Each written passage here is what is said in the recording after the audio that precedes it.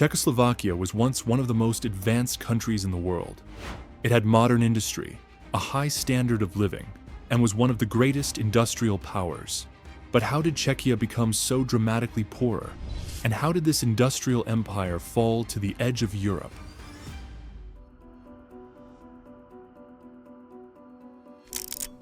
In 1918, after the founding of Czechoslovakia and the end of the World War I, the country was full of hope. It had inherited an astonishing 70% of the former Austro-Hungarian Empire's industry, which included top-tier factories, advanced technologies, and a well-educated workforce. Thanks to this, Czechoslovakia became the fifth largest industrial power in the world.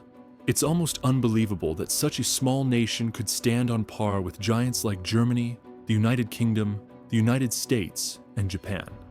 It was a leader in engineering, the automobile industry, textiles, and arms production. Companies such as Škoda Plzeň, Bata, CKD, Tatra, and many others were global industrial titans.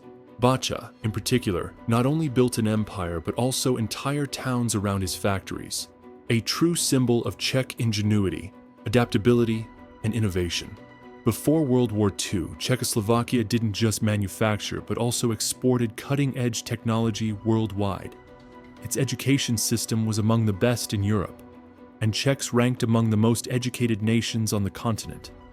But then came the fateful year 1938 and the Munich Agreement, a true national tragedy. Britain and France betrayed their ally Czechoslovakia when they allowed Germany to occupy its border regions. The subsequent German occupation was utterly devastating.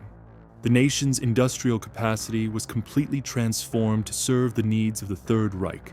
Factories that once produced cars and agricultural machines began manufacturing weapons and military equipment. But that was not all.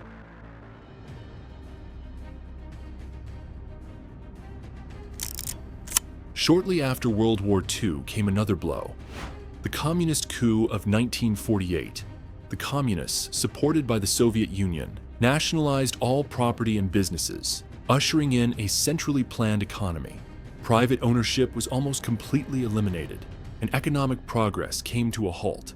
Many of the people who had contributed to the pre-war prosperity were imprisoned, and their assets were confiscated. What was once the greatest strength of the Czechs, entrepreneurship and innovation, was eventually crushed by the regime. This marked the beginning of one of the darkest and most controversial chapters in Czech history. While other countries thrived after the war through innovation and economic growth, Czechoslovakia was trapped in a centrally planned system, and its technological level began to fall behind. The country slowly turned into a place that could no longer keep pace with the developed nations. One striking example of this collapse was the automotive industry.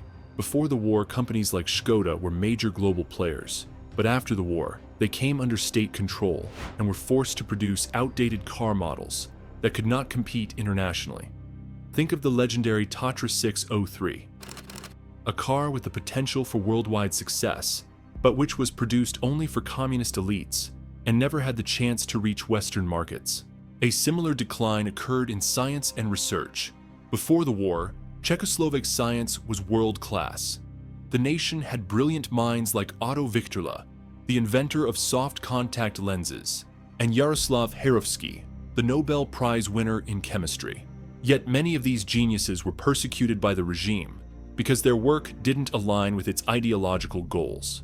As a result, many emigrated to the West, where they continued their research and contributed to scientific progress elsewhere. Czechoslovakia lost much of its greatest talent, a loss that would have devastating consequences for its future. In the 1970s and 1980s, the Czechoslovak economy sank into deep stagnation.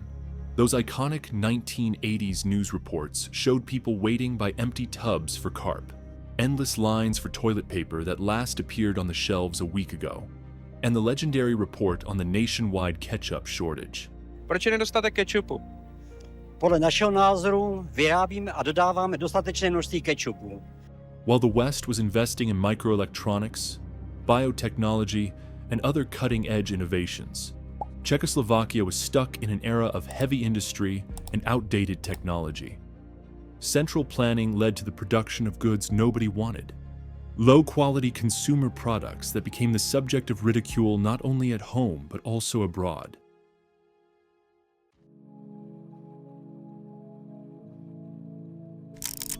In 1989, after the Velvet Revolution, there was new hope for freedom and a return to a market economy, one that could finally bring Czechoslovakia back among developed nations. But the economic transformation proved far more difficult than expected. The privatization process, originally meant to return property to the people, often turned into a breeding ground for corruption and power abuse. Some companies were literally stripped of their assets, while others fell into the hands of speculators, interested only in quick profits, not in rebuilding or growth. One of the most infamous examples was the scandal surrounding this major Czech coal company. Its privatization became a symbol of corruption and deceit during the country's transition to a market system. The company, vast and strategically vital, was sold for a laughably low price to individuals who profited at the expense of the state and its citizens.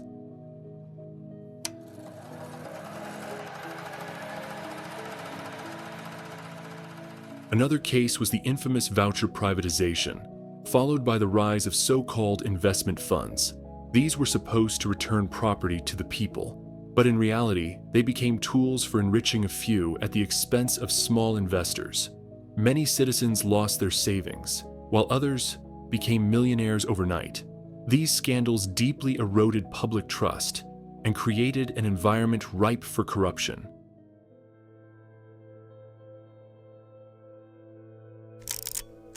In 1993, Czechoslovakia peacefully split into two independent nations. In 2004, both Czechia and Slovakia joined the European Union. These were the results of the referendum at that time. Many expected that entry into the EU would bring economic growth and an influx of foreign investments. And while that did happen to some extent, Czechia also became known as the assembly line of Europe. Foreign investors found cheap labor and favorable manufacturing conditions here, but the country at the same time became dependent on foreign capital and know-how. You might think that having assembly factories is better than having nothing, but it's important to realize that this model limits long-term growth. Many foreign companies employ thousands of Czech workers, but they also send most of their profits abroad. As a result, the Czech Republic remains in the shadow of highly prosperous nations that focus on innovation and research. And while those countries are preparing for the future, Czechia remains stuck in the past. Czechia also faces the same challenge as many other European countries.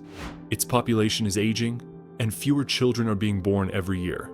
On top of that, young people who study at prestigious universities often leave the country, as they find better job opportunities and a higher standard of living abroad. This brain drain of highly educated individuals has a devastating impact on the Czech economy and its future.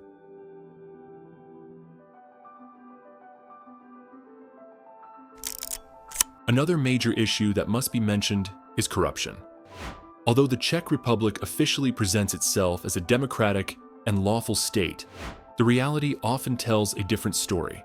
Corruption is deeply rooted across many areas of society, from politics and business to the public sector. Scandals involving manipulation of public contracts, abuse of European subsidies, and political favoritism are sadly a common occurrence. This corruption undermines people's trust in democracy and hinders the nation's progress. Czechia may be a relatively stable country today, but its future remains highly uncertain. Many people now live with less long-term wealth than their grandparents once had. While older generations enjoyed job security, affordable housing, and stable incomes, the younger generation faces uncertainty, instability, and anxiety about the future. Buying a home today has become an unattainable dream for many young Czechs. A stark contrast to the times when Czechoslovakia was among the most advanced nations in Europe. While their ancestors built globally respected industries, many descendants now seem to have settled for being just another cog in the massive machinery that produces goods for others. This mindset is both dangerous and humiliating for a nation that once stood proudly as an industrial giant. And what do you think about the Czech Republic? Does it still have a chance to become one of the most developed countries in the world? Let me know in the comments below. I'd also really appreciate it if you took a moment to check out my previous video. Thank you for watching, and see you next time.